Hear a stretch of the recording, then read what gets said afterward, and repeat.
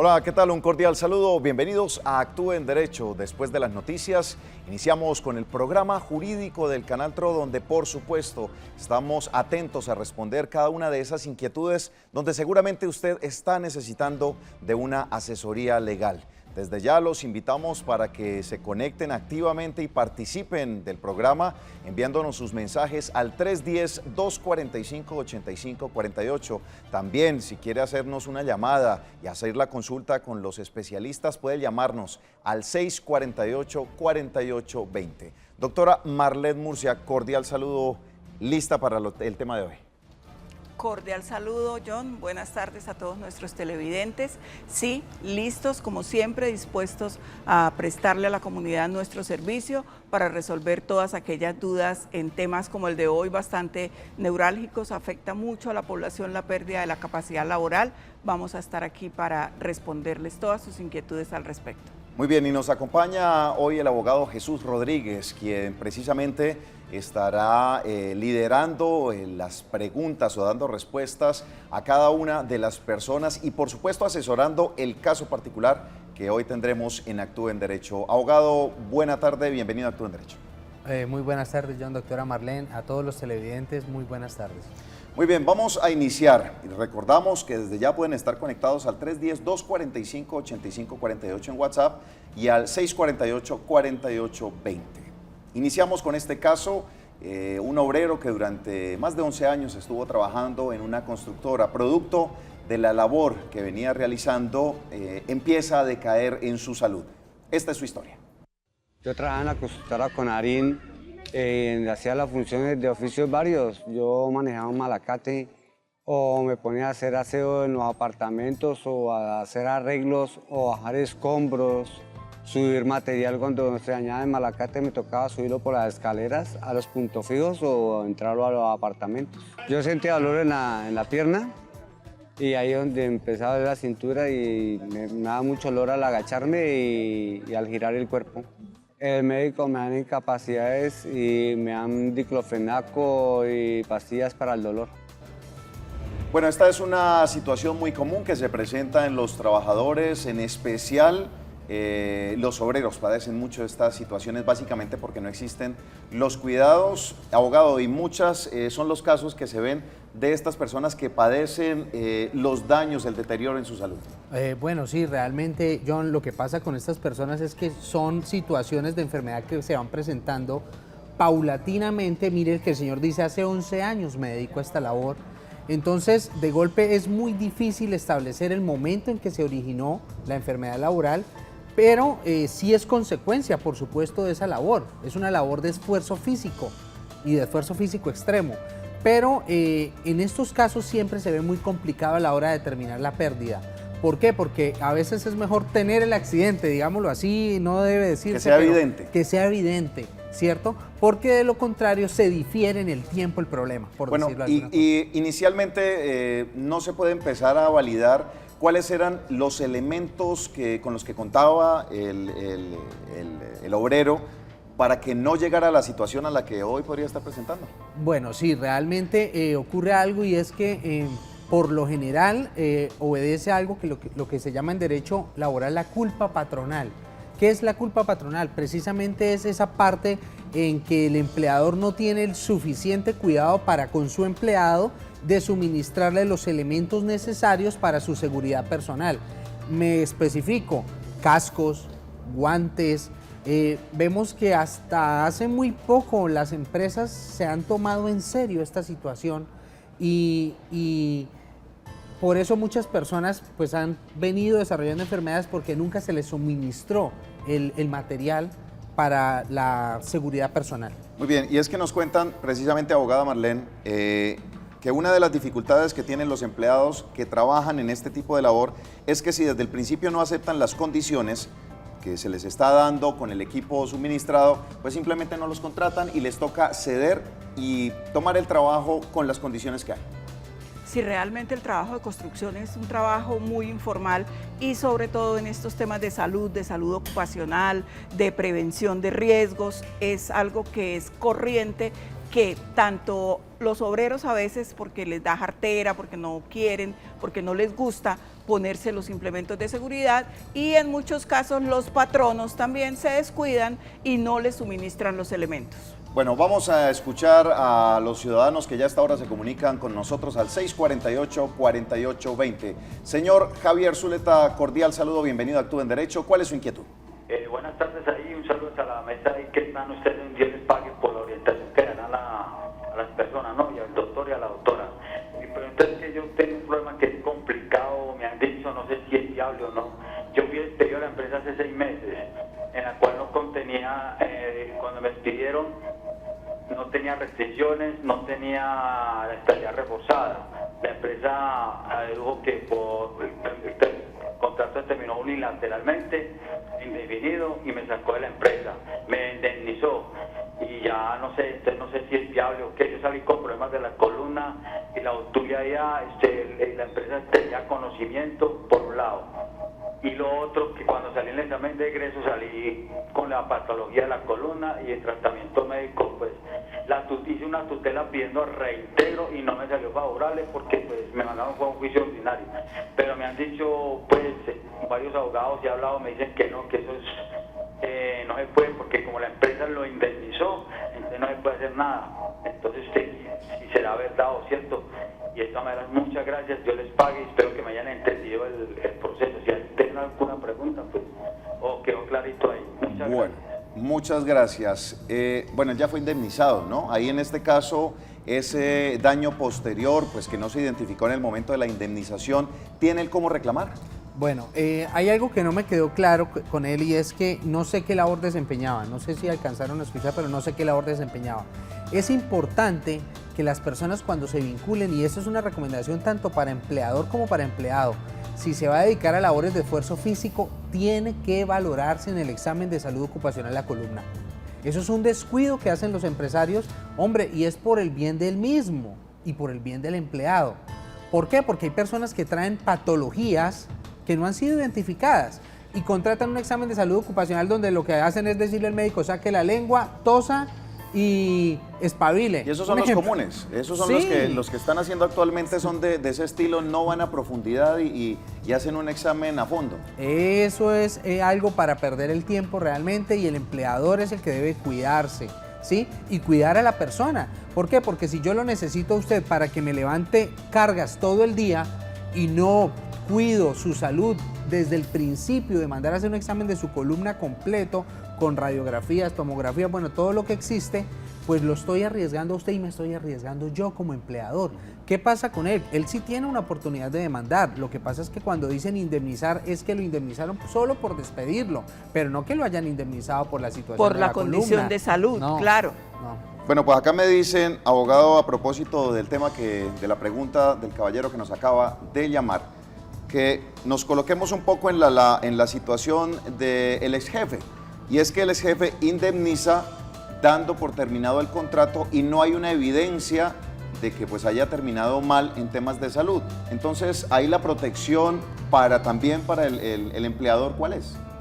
El examen de ingreso. De egreso.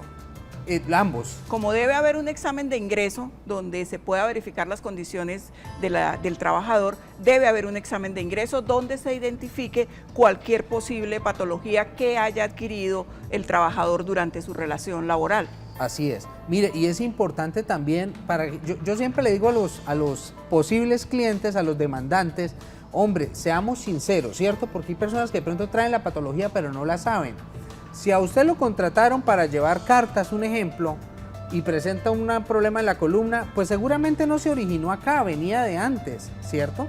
Entonces eso hay que mirarlo bien, ¿sí? Una historia clínica, un antecedente y el examen de egreso que dice la doctora, por supuesto, eso es una forma de decir, usted salió bien de acá.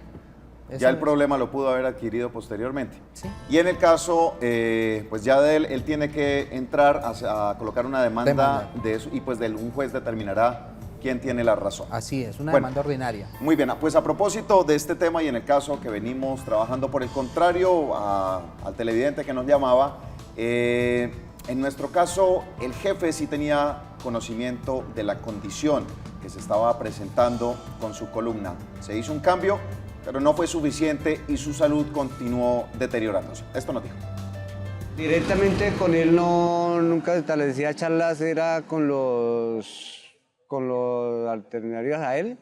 Yo le daba las incapacidades y allá le decían a él o él se daba cuenta que yo estaba enfermo de la cintura. Ya en conclusión, por el lado del portón del Tejar se da una obra, se queda en quietud, no inician esa obra, entonces ahí tienen otra obra que se llama Par 200 y entonces ellos definen mandarme para Par 200 con un papel que me da un traslado con harina a Domus.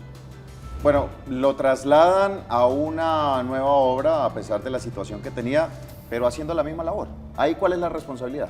Bueno, realmente lo que debe hacer el empleador, si no hay un examen de pérdida de capacidad laboral superior al 50%, que es el que le concede una pensión a este señor, es reubicar a este trabajador en cualquier otro tipo de labor con recomendaciones médicas. Es decir, si él está enfermo de la espalda, pues no lo puede volver a poner a cargar material, ni carretillas, ni nada de esto. Es muy triste decirlo, pero a veces tendrá que sentarlo en una esquinita como un adorno de la obra, porque realmente esa persona no puede hacer ese tipo de trabajo. Pero para eso existen recomendaciones de adecuación en una empresa de estas grandes. No solamente hay que cargar ladrillos, hay que hacer mucha cantidad de otras cosas. Un ejemplo, llevar un inventario, manejar el almacén, cosas que el empleador está en la obligación de capacitar y de brindar el espacio para que esta persona siga desarrollando su función, no en las mismas funciones. Y como no hay derecho a pensión por el examen de pérdida de capacidad, entonces ahí es una reubicación y él va a seguir trabajando en la empresa.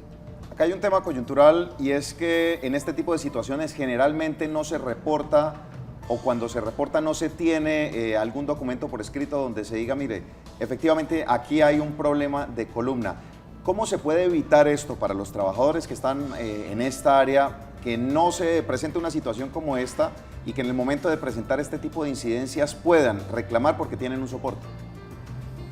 Bueno, yo digo que la historia clínica es la prueba fundamental en estos temas, porque de todas formas, por eso es que la seguridad social en Colombia, bueno, y en todas partes del mundo es integral. ¿Por qué? Porque debe ser un engranaje perfecto, una maquinita perfecta entre lo que es salud, entre lo que es pensión, entre lo que es riesgos profesionales, y vemos que esos engranajes en Colombia no funcionan muy bien. Por eso el tema de tutelas, que quién le paga la incapacidad, que lleva 180 días, que lleva 300, en fin, hay un poquito de desorden en Colombia sobre eso, aunque ya hay legislación. Pero yo digo que falta comunicación entre los distintos actores del sistema. Ok, tenemos llamada en línea a esta hora. El señor Gustavo Ortiz está con nosotros. Muy buenas tardes, ¿cuál es su inquietud? Muy buenas tardes. Muy buenas tardes. Adelante, don Gustavo, le pedimos que le baje el volumen a su televisor para que lo podamos escuchar sin ningún inconveniente. ¿Cuál es su inquietud? Buenas tardes. ¿Sí me oye? ¿Ya me oye? Sí, señor, perfectamente. Mi inquietud es la siguiente. Resulta que a un compañero los mandaron a descargo porque le leyeron en la historia clínica algo que le haya dicho el médico. ¿Eso es legal o es ilegal? No le entendí muy bien. Repítame por favor la inquietud, que no le entendí muy bien. A un compañero de trabajo. ¿Sí? Lo llamaron a descargo porque leyeron la historia clínica en donde le había comentado algo al médico. ¿Eso es legal o es ilegal? Es ilegal. Es ilegal. La historia clínica es uno de los documentos reservados. La historia clínica no puede ser divulgada. Así es. Ajá. Incluso en el examen de aptitud laboral, ese que hablábamos de ingreso, o de egreso, el de ingreso sobre todo, el concepto del médico es si es apto o no es apto para el cargo. Ahí no puede decirle no es apto porque es que el señor no tiene que describirle por qué no lo es, sino simplemente es la palabra apto o no apto, porque de lo contrario el médico estaría vulnerando esa privacidad de la persona y el derecho a la reserva de la información. Pues a propósito de eso, me preguntan, ¿es legal que para el ingreso al trabajo me pidan el examen de VIH? No es legal, es ilegal. ¿Qué debería hacer ese televidente? Lo que pasa es que por lo general eso los empleadores nunca lo pasan por escrito. Eso no se pasa por escrito, ¿sí? Entonces va a ser como la palabra del uno contra la del otro, ¿cierto? Ahora, hay circunstancias que efectivamente la persona misma puede renunciar ¿cierto?, a ese derecho de manera consensuada. Un ejemplo, un bacteriólogo va a trabajar con muestras de sangre, ¿sí?, y posiblemente está infectado. Entonces, ¿qué hace el empleador? Pues por seguridad del desarrollo de las funciones, seguramente le pida unos exámenes mucho más complejos para determinar, pero en principio es ilegal, porque son algo de la privacidad de esa persona. Ocurre como con la solicitud de la prueba de embarazo Exactamente. a las mujeres. Exactamente. Se están vulnerando derechos con hacer esas solicitudes, entonces es ilegal. Se debe hacer un examen médico de ingreso, pero es un examen de aptitud, de evaluación de la capacidad laboral como tal, más no se debe vulnerar la intimidad de las personas, y estos exámenes vulneran la intimidad de las personas. Así es. Revisemos un poco eso. ¿Qué es legal dentro de esas solicitudes por parte de los empleadores en el momento de pedirle a sus empleados, futuros empleados, el paz-y-salvo como de salud? ¿Qué pueden pedir y qué no pueden pedir? No, realmente lo único que pueden hacer es el examen de ingreso de aptitud laboral, no pueden pedir absolutamente nada más. Temas psicológicos, temas psiquiátricos. Yo lo que le digo a los empleadores cuando van a hacer estas contrataciones de personal es, ¿usted qué es lo que está buscando, cierto? ¿Qué tipo de persona o perfil? Incluso hay empresas que se dedican a hacer esto, cobran por supuesto, pero para mí como empleador sería algo de curarme en salud, de saber que voy a escoger la persona idónea, no solamente física, sino también mentalmente. Sí, yo no puedo meter a una persona a un grupo de trabajo cuando sé que es una persona que no le gusta trabajar en grupos. ¿Y eso cómo se hace? A través de valoraciones en el examen de aptitud. Pero también esas son las llamadas pruebas psicotécnicas. Ajá. También debe existir en cada entidad o en cada empresa un departamento que haga ese tipo de pruebas, que son las que evalúan cómo es tu comportamiento trabajando en un grupo, si trabajas mejor solo, si eres una persona conflictiva, y eso da unos puntos de valoración para la entrada a trabajar. Exactamente, y si no tienen este departamento, hay empresas especializadas para contratar, para prestar ese servicio. Los headhunters. Sí, de manera que usted pueda de alguna forma filtrar ese personal, pero la respuesta de esa empresa siempre va a ser, ¿es apto o no es apto? No puede ser más allá. Un ejemplo, no es apto porque está un poquito loco, digámoslo así. Sí, no es apto y punto. Hasta ahí puede llegar la evaluación. Muy bien. Luis Antonio Amaya está con nosotros a través del 648-4820. Muy buenas tardes. ¿Cuál es su inquietud? Buenas tardes, doctor. ¿Cómo está? Bien, muchas gracias. Adelante, Luis Antonio. Doctor, yo salí pensionado en el 2004, ¿sí? En el 2004, pero entonces, cuando yo salí pensionado, se me demoraron 9 meses en pagarme el primer mes, la primera mesada. Y cuando me llegó la primera mesada, no me llegó, sino lo vi un mes nomás. Me quedaron debiendo los reeducativos y más 8 mesadas.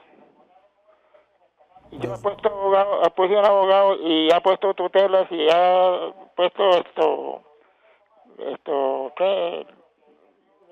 De tutelas y no nada que sale nada. A mí me pagaron 4.889.000 pesos. Pero no me llegaron, tengo que volver a hacer la reiteración otra vez. El señor dijo 2004. Ahí estamos que no me ha llegado nada más. 2006.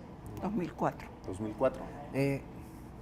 Bueno, de lo que le entendí, lo que pasa es que en derecho laboral existe un tema que se llama, todo derecho, prescripción, y en derecho laboral es de 3 años. Cuando él habla de una mesada del 2004-2006, hoy estamos en el 2018, hace 12 o 14 años. Realmente ningún juez ni ningún juez de tutela le va a hacer prosperar una petición tan antigua, ¿cierto?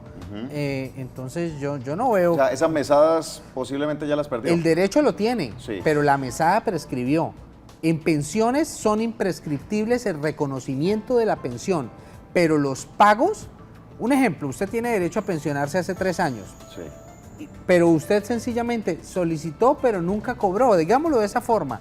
3 años después usted aparece a cobrar, automáticamente el juez le va a decir, su derecho está, le seguimos pagando de aquí en adelante, pero usted prescribe todos estos pagos de mesadas por no haber reclamado a tiempo. ¿Aplica lo mismo para pero prestadores él de aún servicios? tendría acción 3 años atrás. Solo 2015, digamos. Ah, bueno, sí, pero 3 si no la ha años iniciado. atrás. No, si él nos hablaba de 2004, 2006. Sí. Hasta el 2009 tenía la oportunidad de haber demandado eso. Ajá. Ya hoy, no. O sea, el abogado que le está diciendo que le va a sacar algo, yo no creo. Y sí, John, es igual para los prestadores de servicios. Sí, es que me estaban preguntando precisamente ese tema, si era igual para los prestadores de servicios, alguien presta su servicio en el año 2018, 19, 20, 21, va a reclamar el 22, no hay nada que hacer. Nada que hacer. Ya puede pasar cuenta de cobro y demás y no le van a entregar el dinero. Así es. Bueno, este tema bien importante y vamos a revisar la acción correspondiente que realizó este empleado, este obrero, que durante 11 años estaba trabajando en el área de la construcción y tuvo sus inconvenientes. Esto fue las acciones que realizó de manera legal. A raíz de eso, entonces ya me quedé sin seguro, entonces yo instauré una tutela contra la empresa, donde él argumenta que yo no alzaba más de 20 kilos y yo alzaba hasta 50 kilos, porque un bulto de cemento pesa 50 kilos, bajar escombros de los pisos al sótano o al punto donde están los escombros y subir y bajar escaleras cada ratico y subir parales, bajar cerchas. Me tocaba hacer todas las funciones, hacer el papel de oficios varios, hacer aseo, muchos ejercicios y entonces él llegó y argumentó que yo no alzaba más de 14 kilos y medio. Yo fui a la ADL a pedir los reportes de los accidentes, las historias clínicas y me dijeron que no, que eso tenía que ser por medio de la empresa o del patrón que podía reclamar eso, que a mí eso no me lo daban, a mí esos documentos no me los daban a mí personalmente.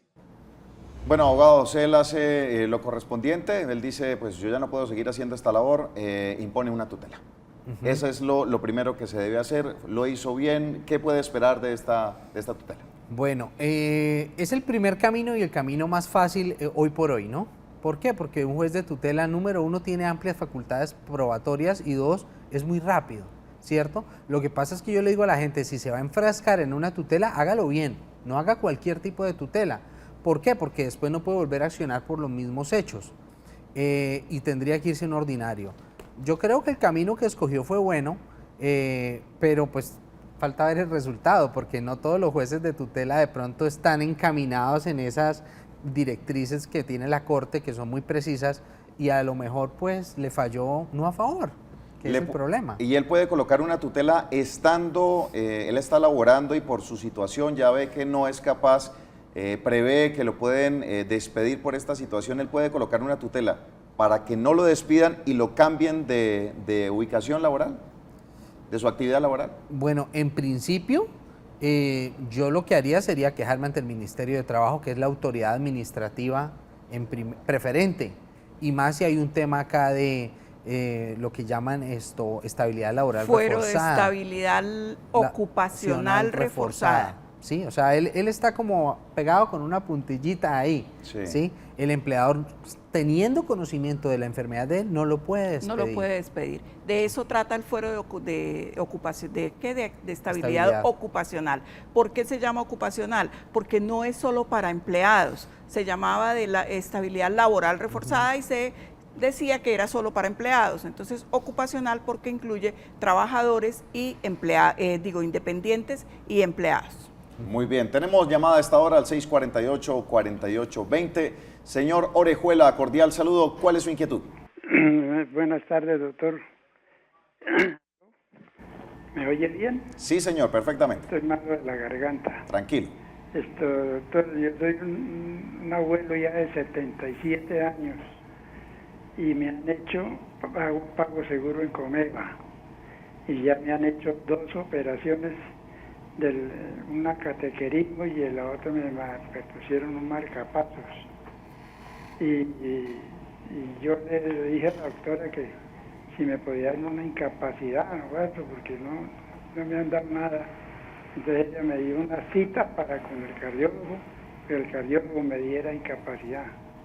A los 7 meses que me salió la cita, yo fui, el cardiólogo me dijo, no, usted está bien, usted no tiene que reclamar nada, hasta luego, y me cerró, me sacó para afuera. Entonces ahora estoy esperando otras 2 operaciones, imagínese. Y tengo 3 años de no trabajar, estoy jodido. ¿Y él para quién trabajaba? ¿Para quién trabajaba usted, señor Orejuela? Señor. ¿Para quién trabajaba? No, yo todavía fui independiente, doctor. Ok.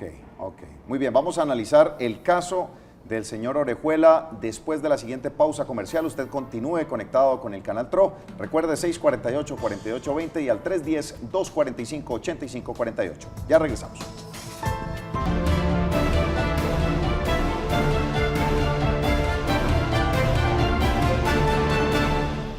Continuamos en Actúa en Derecho. Abogados, vamos a mirar el caso del televidente que nos llamaba, José Orejuela, 77 años. Hace 3 años no trabaja, toda su vida trabajó como independiente. Planteemos los dos escenarios, si él estaba o no estaba pagando su seguridad social. ¿Qué puede pasar para él en ese caso? Bueno, señor Orejuela, Sí. ¿qué es lo más importante? Para que usted lo tenga en cuenta y tome nota ya. Si usted era independiente, tenemos que preguntarle si estaba asegurado a la seguridad social, valga la redundancia, es decir, salud y pensión, ¿sí? Eso es fundamental. Lo que pasa es que mira que encontramos muchas personas que dicen, ay, es que yo tengo Sisbén, no me afilia a salud. Eso es el error más grande que puede cometer no solo la persona que está pidiendo el favor, sino la persona que lo va a poner a trabajar. Porque es que el hecho de tú asegurar a tu empleado a salud te está liberando de una cantidad de responsabilidades como empleador, porque es que las personas no solamente se pueden morir, se pueden enfermar, ¿cierto? Una señora en la cocina se puede volar un dedo con el cuchillo picando la cebolla y el dedo tiene un precio y ese precio lo tiene que pagar el sistema si la tiene afiliada, pero si no la tiene afiliada, ¿quién asume el riesgo? El empleador. El empleador, claro. ¿Sí? Mira, yo tuve un caso de una empresa pujante acá en Florida Blanca, la empresa tuvo que cerrar.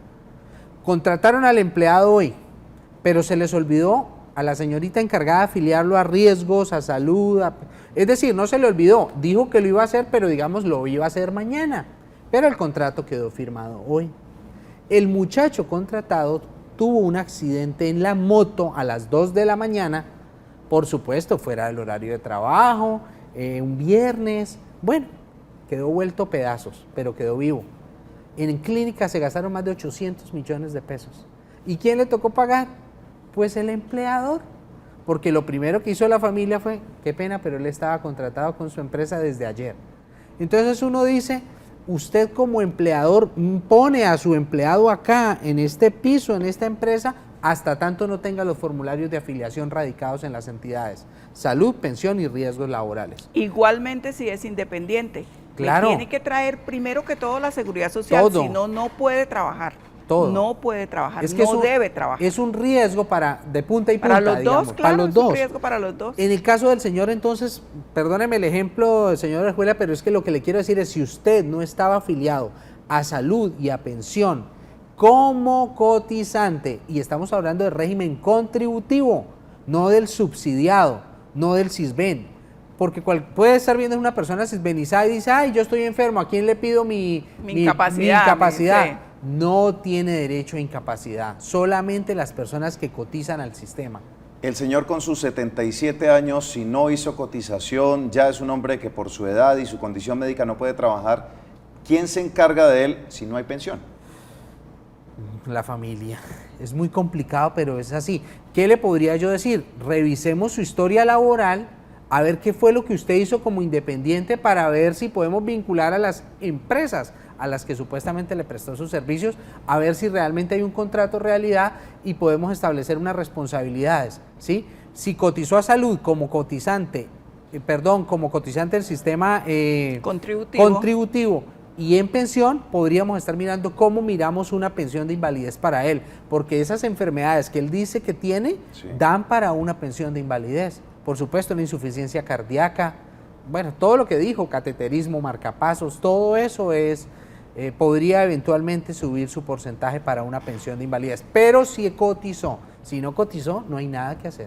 Muy bien, Luis Antonio Manrique está conectado con nosotros al 648-4820. Luis Antonio, buenas tardes, ¿cuál es su inquietud? Buenas tardes, doctor. Mi inquietud es, yo fui pensionado por invalidez con un 52.10, de un accidente laboral. Pasando los años, la columna tengo problemas. Yo ya fui calificado por la RP dado que era accidente laboral, que fue accidente laboral. Yo ya tengo todo lo que es las vueltas que he hecho, la carpeta completa, pasos a seguir, es lo que deseo saber. Pero ya está pensionado. Ya está pensionado. Correcto, va a pedir una recalificación. Ok, quiere una recalificación. recalificación porque se ha venido desmejorando su salud. Sí, para los pensionados la recalificación la puede pedir en cualquier momento ante la Junta Regional de Calificación de Invalidez. Y ya. Y listo. Sí, para que le suban, ¿sí? Eso es todo. Muy bien, perfecto. Tenemos un mensaje a través de WhatsApp a 310-245-8541. Muy buenas tardes. Quiero hacer una pregunta. Llevo 13 años laborando para una empresa bajo el contrato de obra o labor por bolsa de empleo. Resulta que presenté problemas en el brazo y la EPS me dijo que era una enfermedad laboral, pero la Junta Regional decía que era enfermedad común. Tuve que acudir a la Junta Nacional donde se ratificó mi diagnóstico de enfermedad laboral. Mi pregunta es, ¿me pueden despedir de la empresa teniendo este diagnóstico, ya que es por bolsa de empleo y este año no me querían volver a contratar porque decían que era una enfermedad común? A mí no me dieron porcentaje en la Junta. ¿Por qué? Muchas gracias. Hay dos situaciones acá y es las personas creen que por el hecho de estar en una empresa temporal, mejor dicho, cuando usted está en una empresa temporal, su empleador, su verdadero patrón es la temporal, ¿cierto? Independientemente de donde lo asigne. Pero hay algunas connotaciones, por lo menos cuando es una temporal, pero la envía a prestar servicios misionales a determinada empresa, entonces se podría configurar un contrato realidad. Pero en principio, usted es empleado de su empresa temporal.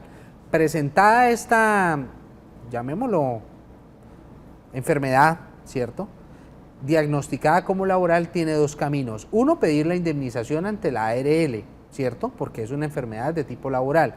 Si tiene entre el 5 y el 49%, la indemnización fluctúa. Esos son unos valores que ya están tarifados en la ley, ¿sí? Y de alguna u otra manera, ya teniendo este dictamen, ella se vuelve intocable, como lo decía la doctora, porque tiene una estabilidad ocupacional reforzada, ¿cierto? Hay esto que lo tengan muy claro los empleados. El hecho de que usted tenga una estabilidad ocupacional reforzada tampoco significa que usted pueda hacer lo que se le dé la gana. Porque si usted no acata las órdenes de su empleador, o sea, si usted se porta mal porque dice que de aquí no me saca nadie, lo porque justifica el despido. Lo justifica y pide permiso al ministerio y se va para afuera. Es que yo he tenido muchos casos. Yo realmente soy abogado de personas como soy abogado de empresas. Y uno encuentra a unos personajes que se enferman de la noche a la mañana de todo, ¿cierto? Y buscan es dañar el ambiente de trabajo, complicar las cosas y se justifican bajo una supuesta enfermedad y las cosas no funcionan así. Hay otro escenario, si el señor estaba trabajando directamente como trabajador independiente con una empresa que no fuera la temporal, no lo puede despedir así se le termine el contrato si él está incapacitado, porque también tiene el fuero de estabilidad ocupacional reforzado, no solo frente a la temporal, sino si estaba contratado como independiente por una empresa. Sí, así es. Muy bien, tenemos llamada a esta hora al 648-4820. Muy buenas tardes, ¿cuál es su inquietud? Aló, buenas tardes. Muy buenas tardes, señor. Adelante. Mire, hágame un favor. Lo que pasa es que mi hija es auxiliar contable. ¿Sí? Mi hija es auxiliar contable y el señor, el dueño de tal oficina, me le retrasa el sueldo.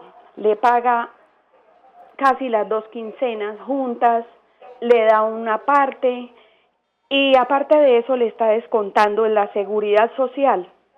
Bueno, se atrasa en el seguro social, digamos que en los servicios de salud, y el maltrato es terrible.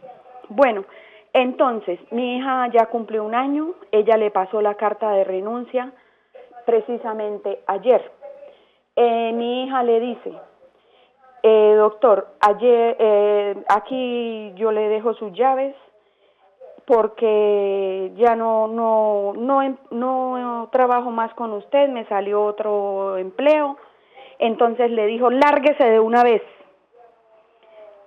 Bueno, mi hija no lo hizo, porque ella tiene que entregar las cosas al día.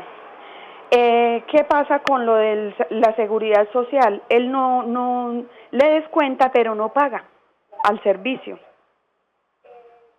Ok, su inquietud es qué tiene que hacer su hija y cómo hacer valer sus derechos. La grita, la maltrata como si fuera, creo que tal vez así trata a la esposa, no sé. Y es una odisea terrible y ella llega y me cuenta y yo no hallo qué hacer. Pero ya pasó la carta de renuncia, bendito Dios. Bueno, ¿qué podemos hacer? Mire, son varias situaciones. Mire, no le paga a tiempo, le descuenta una seguridad social que tampoco paga, hay un maltrato laboral. ¿Qué puede hacer esta muchacha? Ojalá el que esté viendo el programa sea el señor para decirle que está incurriendo en una causal penal porque está defraudando el sistema de seguridad social. Va para la cárcel si le inician un proceso. Claro, lo primero que hay que hacer de parte de ella es ponga la denuncia en el Ministerio de Trabajo. El Ministerio de Trabajo tiene la facultad para multarlo, para cerrar establecimientos de comercio, 1000 cosas, ¿cierto? Y no por la misma dignidad de ella que salga corriendo de ahí. Eso es como un mal matrimonio, Sí. no aguante, no lo aguante. No, eso Tome las medidas legales, vaya al ministerio, haga lo que tiene que hacer, pero no aguante. No, que hoy mismo denuncie. Como dicen en un programa de televisión, No se denuncie, quede callado, no se quede callado, denuncie. denuncie. Lastimosamente mucho empleador, paréntesis, mucho colegio, mucho jardín infantil están incurriendo en esto. Se aprovechan. Se aprovechan de las chinas, de las peladas jovencitas, 17, 18 años, que quieren pues trabajar, les pagan menos de un mínimo, no les pagan seguridad social. La palabra es los negrean, perdónenme Sí. la expresión, pero Totalmente. los tratan como esclavos. Es así. ¿Sí? Los tratan como esclavos. Esto tiene solución y es denuncien ante el Ministerio de Trabajo para que pongan los puntos sobre las IES y no se siga con esta situación. Lo que pasa es que la gente se queda callada y no dice nada y el otro pues sigue haciendo de las suyas. Pero en el momento en que le llegue una multa, una sanción, se va a pellizcar y va a decir, ya no voy a volver a insultar a mis empleadas. Tiene que ir inicialmente ¿a dónde? ¿Al Ministerio de Trabajo? Sí, poner la denuncia. Eso queda por allá en la calle 29 con carrera 14, en el centro de la ciudad. Denuncia a la empresa, denuncia a la persona y describe toda la situación para que allí le den una orientación. Allá le reciben, le recepcionan, no tienen que llevar nada por escrito, lo atienden muy bien. Los empleados del Ministerio de Trabajo están muy prontos a ayudar a este tipo de personas. Muy bien, perfecto. Vamos a leer otro mensaje de WhatsApp que nos envían al 310-245-8548. Dice, muy buenas tardes, soy pensionado de la policía. Al momento de mi retiro me realizaron una junta médica. Entre las patologías tengo trastorno del sueño ocasionado por los diferentes turnos de servicio que realicé. Al momento de la calificación fue estrés postraumático, tenido en cuenta como enfermedad común y no como enfermedad profesional. ¿Qué debo hacer? Bueno, lo que pasa es que los miembros de la Policía Nacional tienen, yo digo que tienen un rasero diferente, o sea, la medida es diferente. Este tipo de profesiones tienen este problema, ¿no? También hay muchas personas que se retiran con problemas mentales, ¿cierto? A causa de la guerra. Los soldados profesionales. Los soldados profesionales. Lo que pasa es que yo diría que ya tiene la pensión, creo que dijo, perdóneme, dice yo soy pensionado. Sí, soy pensionado de la policía, ya es pensionado. Ya es pensionado, o sea, eventualmente, ¿qué podría estar peleando? Si la califican de enfermedad de tipo profesional, una indemnización, ¿cierto? Pero tendría que, yo diría que demandar, ahí no hay otra opción, o sea, no hay trámite administrativo para este caso, una demanda. Muy bien, vamos a finalizar con lo que finalmente este obrero está requiriendo, su solicitud en cuanto al tema de asesoría. Esto fue lo que nos dijo. Yo lo que necesito es que se me indemnice por el tiempo que he perdido sin empleo, porque desde que me despidieron de esa empresa, sabiendo que yo tenía una hernia discal y tengo 4 hijos que mantener, y yo trabajaba hasta los festivos dominicales, hacía muchas horas extras y yo me esforcé mucho en esa empresa para que, y ahorita busco trabajo en otro lado y no se me da porque me mandan a hacer un examen de ingreso y ahí es donde sale la hernia discal, y entonces por eso es que no me ha entrado a ningún lado. Muy bien, abogado. Así está la situación de nuestro televidente, de Eugenio Torres Parra. Mira, Eugenio, realmente él dice que intentó una tutela y no le fue negada porque le dijeron que fuera un ordinario laboral. ¿Por qué hacen esto los jueces de tutela? Y no digo que está mal hecho, sino que en estos casos tan complejos se requiere de un análisis probatorio que dura más de 10 días. Es que un juez de tutela no tiene sino 10 días para resolver una situación.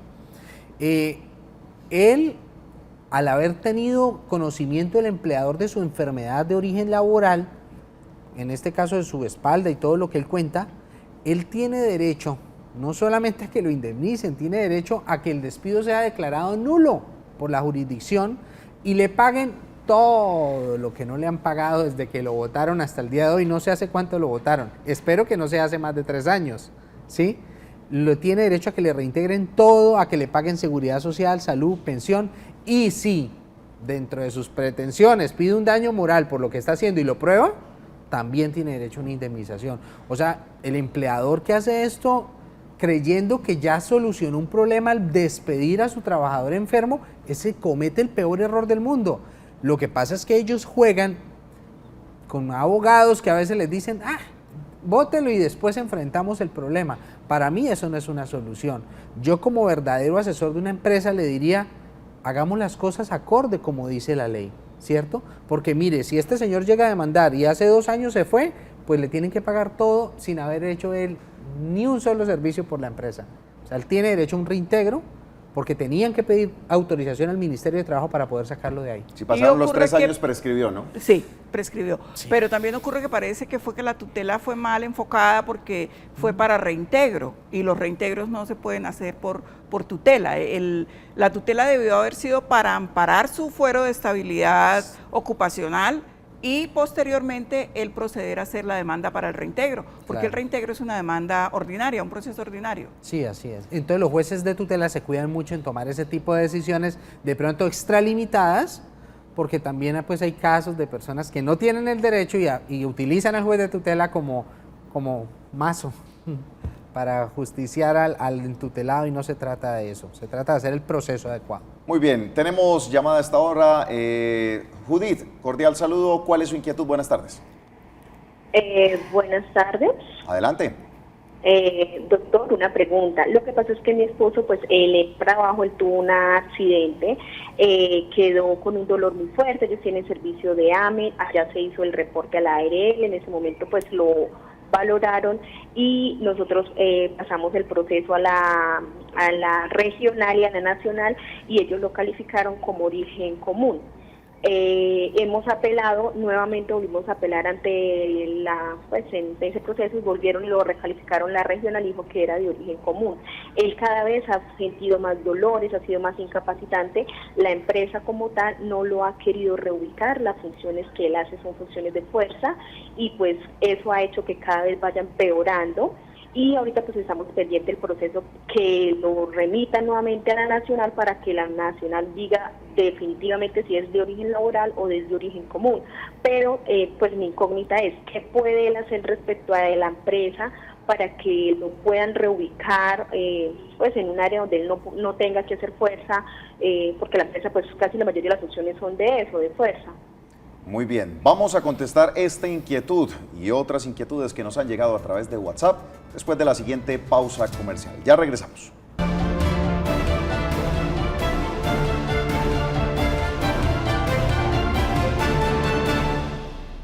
Muy bien, abogado, la respuesta para la televidente Judith que nos llamaba, ¿qué debe hacer para que reubiquen a su esposo en esta situación en donde le han analizado su accidente para revisar si es o no laboral o de origen común?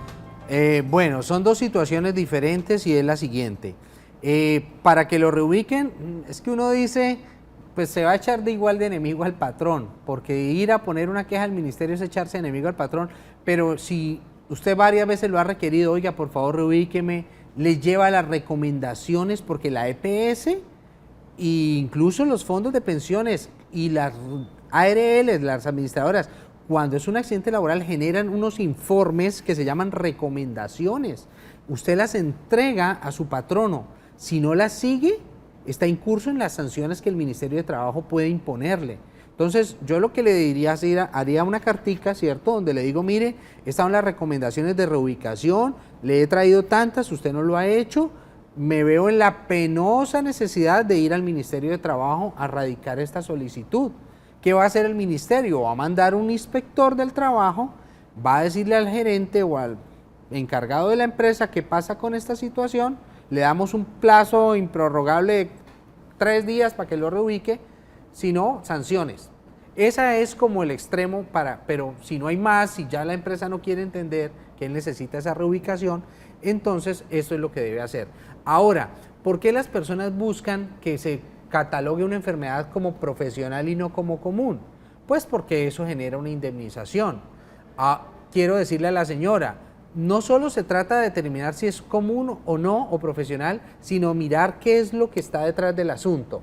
Les explicaba aquí fuera de audios, puede ser que el señor se haya caído y se haya partido un brazo, eso es un accidente, pero si lo que se descubrió fue una arteriosclerosis, entonces, ¿qué determinamos? Que esa enfermedad es común porque no pudo haberse ocasionado de la fractura del brazo, ¿sí? Y así con muchas otras patologías que se descubren después del accidente, pero no necesariamente son consecuencia del accidente. Exactamente. Muy bien. Vamos, abogado, a dar la orientación al señor Eugenio Torres, quien ha estado durante el transcurso de este programa, para cuáles son esos 3 pasos que debe realizar en este proceso y que finalmente pues logre recibir esos dineros que él está esperando, esas indemnizaciones por el concepto de la situación que actualmente vive.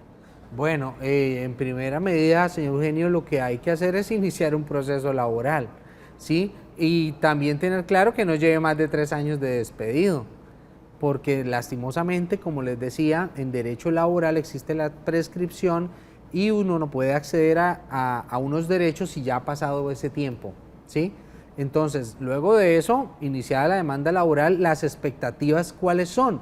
Por la empresa no haber pedido permiso al ministerio, que lo reintegren, o sea, ni siquiera se llama reintegro, porque se llama nulidad del despido y es como si nada hubiera ocurrido, ¿sí? Se devuelve todo como en el tiempo, al momento en que lo despidieron, y él va a seguir con todos pagos de seguridad social, pagos de salarios, primas, vacaciones, cesantías, todo como si no hubiera pasado nada.